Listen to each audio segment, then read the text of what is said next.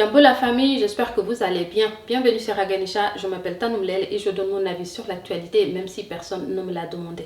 Le journaliste de TV5, Marc Pellerman, a demandé à Antonio Guterres dans une interview si les 46 militaires ivoiriens détenus au Mali sont des mercenaires. Il a évidemment dit que non. Guterres a toujours soutenu depuis le début la Côte d'Ivoire, même si cela suppose de contredire sa représentation au Mali qui dit tout autre chose. On peut aussi se demander en qualité de quoi il répond. Il n'est pas avocat, ni spécialiste de mercenaires, ni même le papa des Africains, ni Dieu le Père.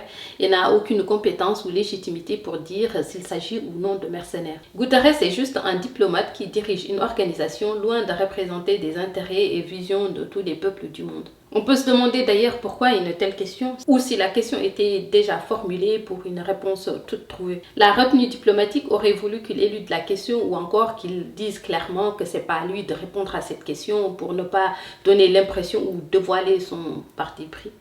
Dans l'interview, il n'a donné aucune réponse pour contredire la version malienne. À part ce genre de propos qui, moi, me revulse, il faut trouver un accord, que le Mali et la Côte d'Ivoire doivent négocier, blablabla.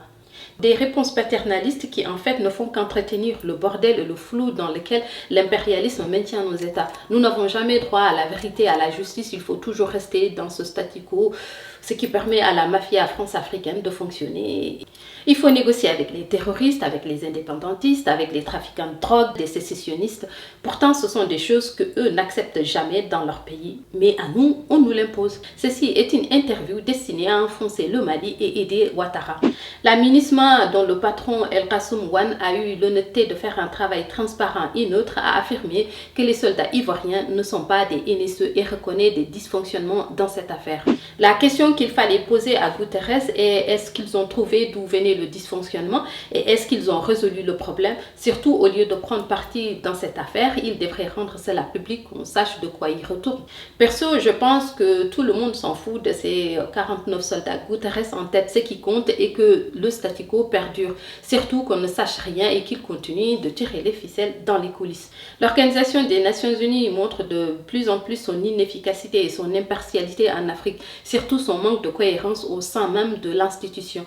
Les responsables de l'organisation ont fait des sorties contradictoires, ils ont dit des choses, ils se sont dédits, chacun selon les intérêts de qui ils représentent. Ils avaient bien dit au tout début de l'affaire n'a rien à voir avec les militaires ivoiriens et qu'ils ne sont pas des éléments de NSE de la MINUSMA. La question qu'on se pose, c'est pourquoi Guterres fait cette sortie en ce moment alors que la tension est à son comble entre les deux pays. Voilà, dites-moi en commentaire ce que vous en pensez, likez, partagez et je vous dis à bientôt.